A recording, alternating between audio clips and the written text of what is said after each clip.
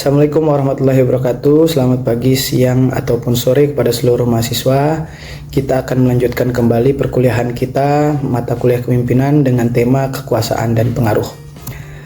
Adapun yang akan kita pelajari pada hari ini adalah bagaimana konsep kekuasaan dan pengaruh, dan juga Anda semua mahasiswa akan diminta untuk mengembangkan keterampilan berkaitan tentang konsep kepemimpinan yang terkhusus terkait tentang kekuasaan dan pengaruh. Ini berguna untuk bagaimana nanti Anda bisa membuat keputusan yang lebih strategis ataupun berguna dalam lingkup kerja profesional nanti di masa yang akan datang.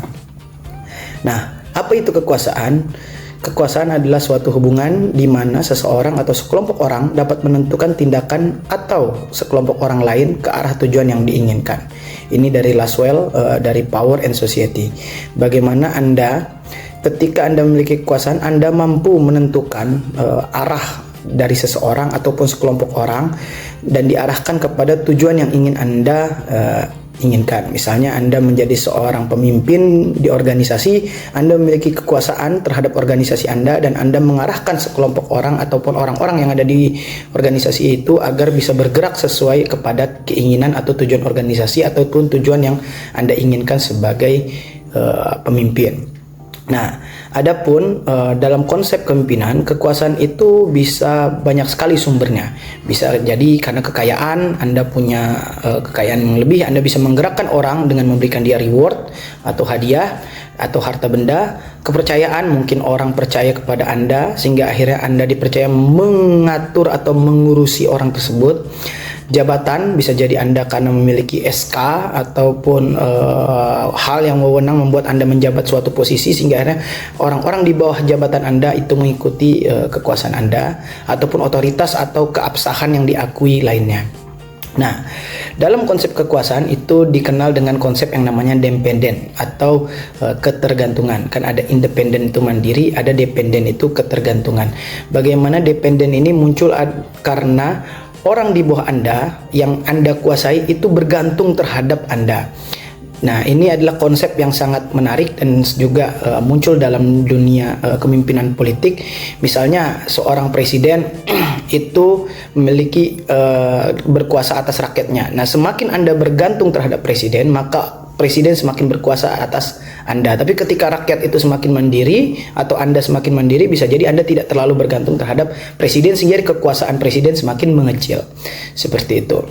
Nah, ini dianggap sebagai semakin timpang maka akan semakin kuat sifat ketergantungannya.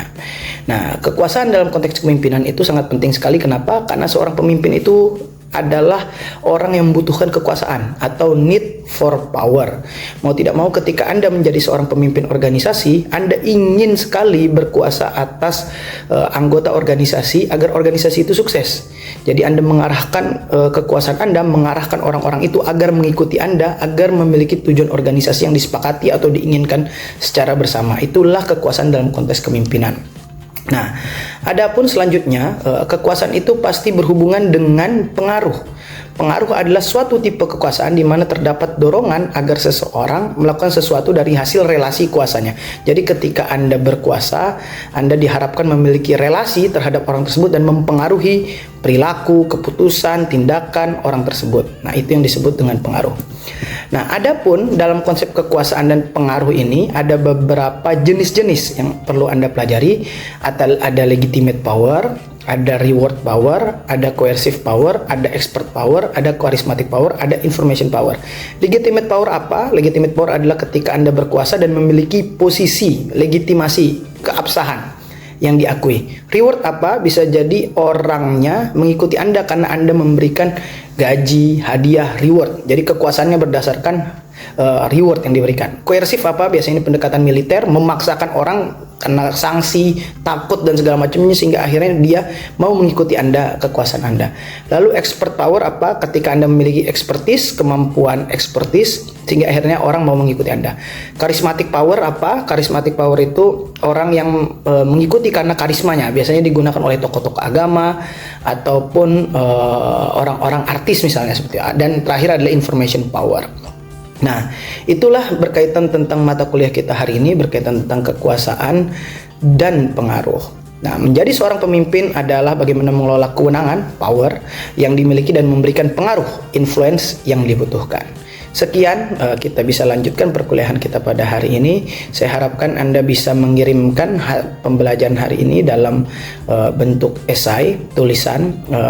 Silakan pilih teori yang tadi saya sudah jelaskan, sehingga akhirnya bisa Anda eksplorasi untuk diterapkan kira-kira strateginya seperti apa, tokoh-tokoh bagaimana yang menggunakan strategi tersebut.